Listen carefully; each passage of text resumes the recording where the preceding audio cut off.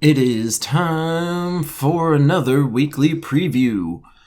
And have we got a good one? Actually, there's nothing too crazy going on this week, but it's a good one anyway. So there's a weapon offer, make sure you grab it. I've had some reports of people getting some good stuff, so if you see that, grab it. I got an elemental bow, so hooray for me. But as far as what we got in the chests, we have Stormheim. So Stormheim is kind of cool, it's the giant kingdom. If you jump into Stormheim to see what you could possibly pull out of such a crazy kingdom, what you will find are these folks. So the most noteworthy are the top three, of course. So Jotner is also pretty cool. So he's barriering people on 4 or 5 matches, which is great. So he'll passively barrier a bunch of people. If you run him in a pure giant lineup, he'll actually do a ton of true damage because it's boosted by barriered people and giants. So if you're missing some Jotner, he's in there. Hindla, of course, being a staple of giant lineups, she's giving all giants 2 life and magic on every 4 or 5. So if you put Hindla and Jotner on the same team, Jotner's magic is going to get pumped up a bunch. Their stats are going to get pumped up a bunch. She'll summon more people. She'll freeze people. Pretty cool. Jarl is probably a little less interesting. However, he does have the potential to just loop himself to like crazy. He takes red. He'll create red. Nothing in here is all that crazy. He does burn someone on 4 or 5, which you might care about if you run a Dragon Guard or a Sunspear or maybe a Hierophant. One of those weird burning classes, Warlord even, why not?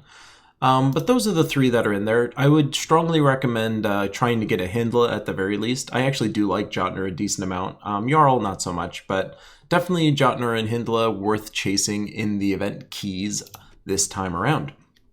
As far as what the event is, it's Guild Wars. Guild Wars time, so since it's Monday in prep for Guild Wars, make sure that you jump in, set your defenses. I will post all of my defense teams in the description just for you happy people, featuring the new Gob Truffle defense, which is super annoying, the Orb Weaver Life and Death team, super dumb, the classic counter to the Brown team, just this fun team that I use all the time, the classic Skull Spammy Death team, and the Rope Darty Murder team. So if you're interested in any of those teams, I will post them again. Feel free to steal them. Jump into your Sentinels. I strongly recommend you get them all up to level 5. Be a good guildie. Get them up to 5. And then, of course, prepare all of your attacks. So first day is going to be green, and that's going to be a fun day for all of you. If you'd like to see my green team, I'll even give you a preview of that, because I'm feeling super helpful. There it is. You saw it. Whoa, okay, bye. So then, as far as the new troops that we get this time around, so it's this dude, Fomorian. He's like a weird ogre-looking dude. As far as what he does, so he's destroying a 5x5 block just like Obsidious does, and then he's doing 25 damage to a random person and then stunning them. As far as traits that he has, there's really nothing too crazy in here. So I think he's a whatever troop. I think if you're an early mid-game kind of player, this is actually pretty strong. The amount of mana generation you'll get from this is great by itself. The damage isn't atrocious, and you'll at least stun somebody. So as far as like an early mid-game troop, I think he's pretty decent. So if you're looking for some kind of troop to add into your lineup, not so bad. I'm going to go ahead and get him up to Mythic, because that's who I am. Make sure you get your Spoils of War while you're in there, of course. There's no new weapons this week since it is Guild Wars. However, we do have quite the problem in the Soul Forge for all of you this week. So if we look down, we see Divine Ishbala, who of course is very cool. I strongly recommend her in general. It is odd to try and craft legendaries in here, so I would not necessarily recommend you do this. However, if you're just swimming in diamonds, she is worth considering for sure, a very strong troop. If we scroll down a little bit more, we'll see there's the Wild Queen. So the Wild Queen is super great. She's somebody that creates a bunch of skulls and a bunch of green gems, and then she's also stealing a bunch of attack and giving it to your first person. So as far as like how much damage potential she has, how much mana generation she has, it's really, really strong. So Wild Queen, of course, probably one of my favorite mythics. She's just super, super chaotic and crazy and awesome. Just a really fun troop to use. She also summons a Bone Storm when someone on your team dies, which can either be your death or net you a win. It's kind of random like that. There's probably nothing else in the Soul Forge, so we can just go, what? Oh, shoot! So, Possessed King's in there. So, of course, if you do not have Possessed King, this is the one that you are crafting. Ignore everything I just set up there. Possessed King's the one you want to get. If you already have Possessed King, then I'd say the Wild Queen. And if you already have the Wild Queen, then congrats, you've got everything that's cool in the Soul Forge this week. So, Possessed King, get him, please, please, please. As far as weapons, we have Ice Aegis. Ice Aegis is kind of weird, so I'm tempted to get it just for no reason whatsoever, because I don't think this ability is really worth trying to get. So it's only going to be used in a raid boss kind of fight. You'll steal attack and armor, and then you'll freeze all the enemies and then bury all your allies. This is not really that great. This isn't going to replace anything like a Mang or a Trickster Shot or an Earth Fury, anything like that. The damage potential or the effect is not nearly strong enough. So as far as what it does, it's not that awesome. It is a random interesting weapon though. I'll at least give it that. It's interesting. I would not recommend you craft it, however, unless you're a collector. But there's nothing else in there for us. So that brings us to the spoilers section. In the spoilers, we have a faction assault. It is for Primal Rift. So Primal Rift is, of course, the super dumb, annoying, crazy one. It's really not that annoying, honestly. But this is not a team you should use. I have another bad team in there. P.S. This is the team you'd want to use for Primal Rift. But of course, since it is a green and purple, you're not going to be able to take advantage of Monsieur Iron Gut. So you're going to have to smashy your way through this in some other way. Moving on to the pet on Wednesday. The pet on Wednesday is going to be Moon. So Moon's out there, grab it Wednesday.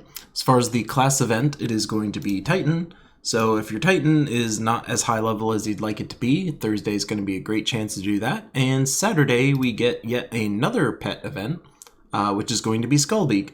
So if you feel like going for some world record attempts at some pet rescues, you're going to at least have 2 guaranteed opportunities, one on Wednesday and another on Saturday. Best of luck to you if that is your thing. But that's everything on the PC, mobile, Xbox, PS4 side of things. Let's jump on over to the Switchy Switch. On the Switch old side of things, we've got ourselves some cool stuff. So in the event keys for you guys, you have Suncrest.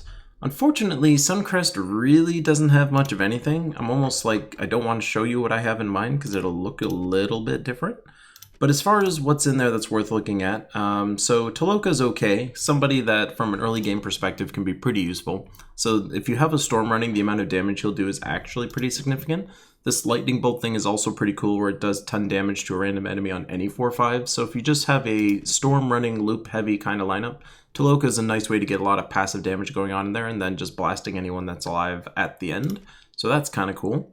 Beyond all of that, Sunbird's in there. So Sunbird is somebody that is kind of an early game staple, an explore staple, just basically like any kind of starting kind of lineup staple. So if you don't have yourself a Sunbird, now is a great opportunity to grab yourself an easy Sunbird with some event keys. But there's really nothing else in there that I'd really recommend you guys go after, unfortunately. So if you can get yourself a Sunbird, great. I would not necessarily go nuts trying to get Taloka.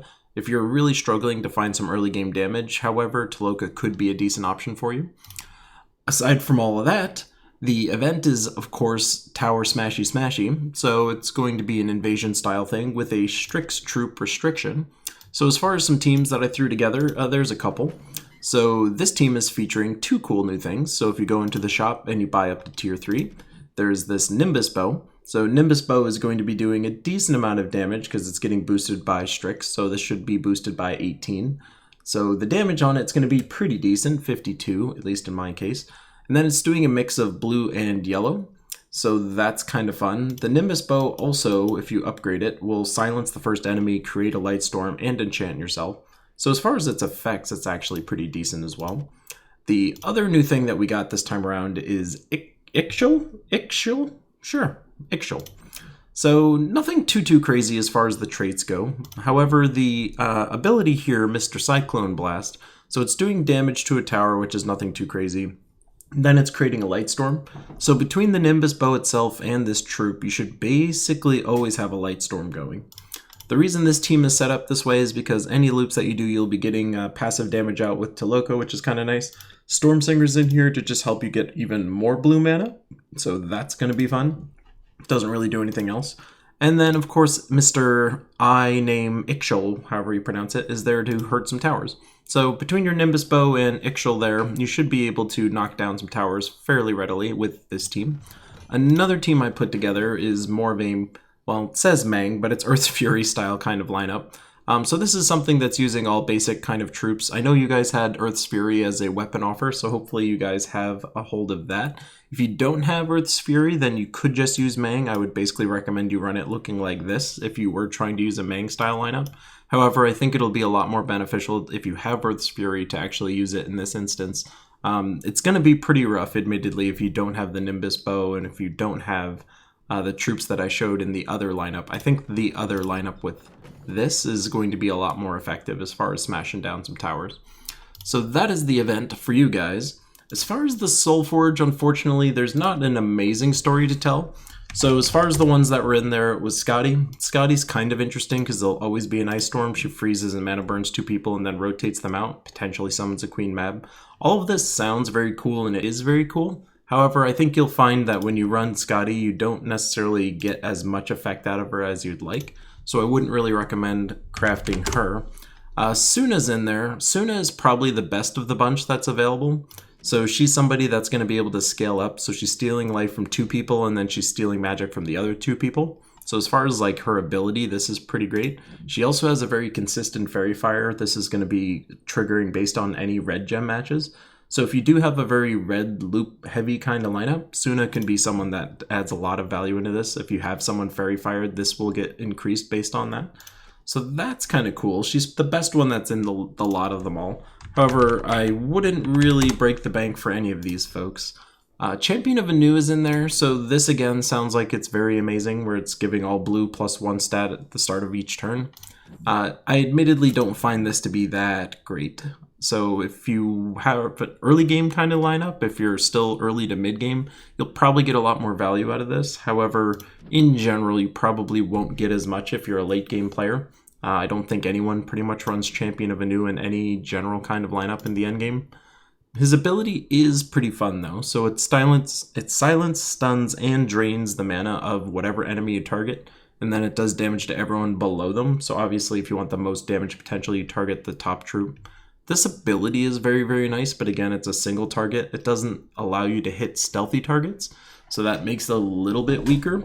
So overall, he's okay-ish. Again, early to mid-game players, you'll probably get a lot of value out of this. End-game players, probably not so much. And then lastly, who's in there is Mr. Scorpius. So Scorpius, of course, can be fun. I think when you first get Scorpius, he's probably the most fun, especially if it's an early game kind of thing. And the reason for this is because of his lethal damage potential.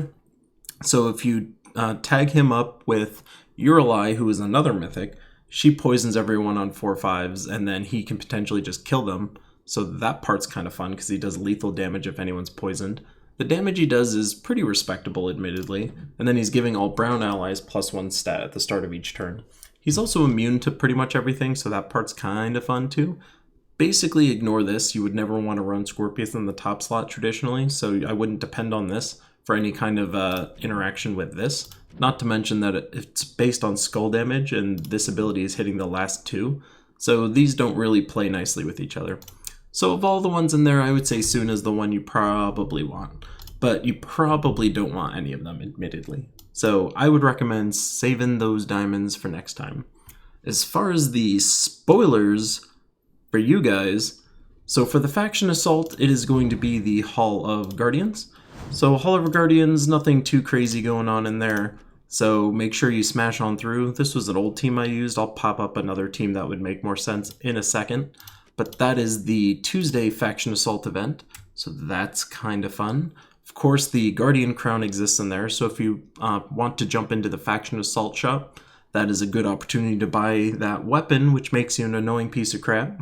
Basically, it gives you tons and tons and tons of stats, and you'll basically never die. So if you run that on defense, you might just win because the other team can't kill you. So if that sounds interesting to you, that weapon is available.